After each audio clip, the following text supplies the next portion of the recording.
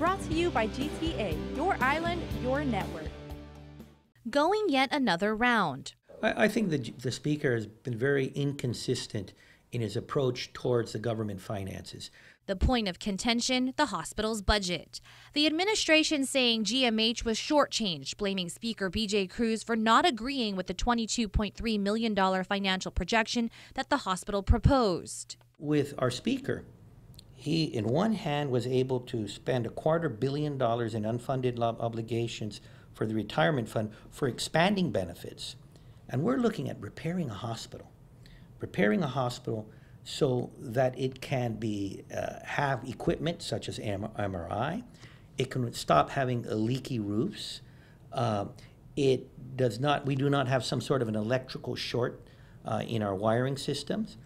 Calvo's response today comes after Cruz's 8th Budget Basics news release. The Speaker stating the hospital, quote, fails to include nearly $30 million in expenses related to the GMH proposal, namely $17 million in the new Z-Wing and related depreciation, as well as $13 million in new clinical staffing and recruitment, end quote. But Adelup says, quote, the Speaker is ill-advised, end quote, stating GMH requested $36 million while Cruz only approved $9.4 million.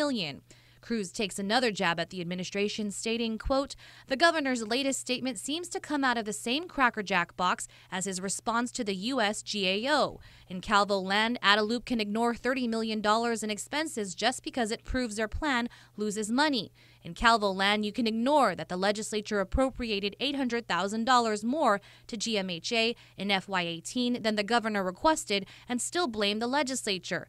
Governor, the rest of us don't live in a fact-free fantasy. It would be nice if you could come visit us sometime, end quote. I wish the Speaker was more helpful in coming with solutions other than being the devil's advocate. You know, you can do that when you are the minority in a legislature, but he's a Speaker.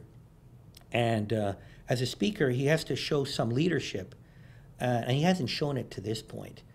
In recent months, hospital officials have been meeting with the community in an effort to discuss $125 million in proposed capital improvement projects at the hospital, something the hospital hasn't seen in more than 26 years.